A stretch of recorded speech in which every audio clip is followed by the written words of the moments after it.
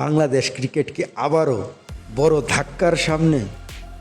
অস্ট্রেলিয়ার বিপক্ষে সিরিজ ইতিমধ্যে হেরে বসে আছে বাংলাদেশ।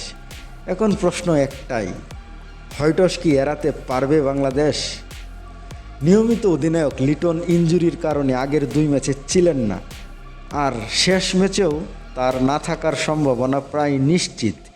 দলের ব্যাটিং ইউনিট এমনিতেই ছন্দহীন, তার উপর অধিনায়কের অনুপস্থিতি বাংলাদেশের চাপের মূল কারণ।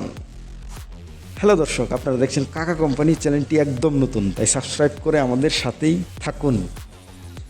এর সাথে যোগ হয়েছে প্রশ্নবিদ্ধ টিম সিলেকশন।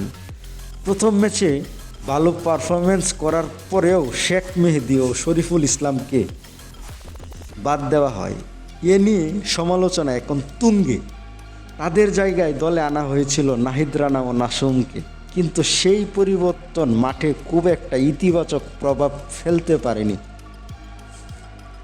অন্যদিকে অস্ট্রেলিয়া একদম ভিন্ন মুডে।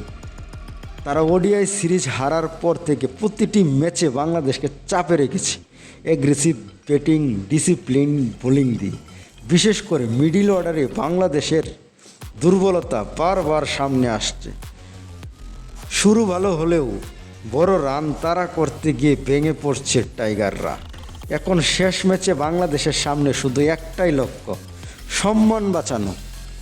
কারণ আরেকটি হার মানেই হোয়াইট ওয়াশ, আর সেটা শুধু হোয়াইট ওয়াশ না, বরং দলীয় পরিকল্পনা ও নির্বাচকদের সিদ্ধান্ত নিয়ে বড় প্রশ্ন।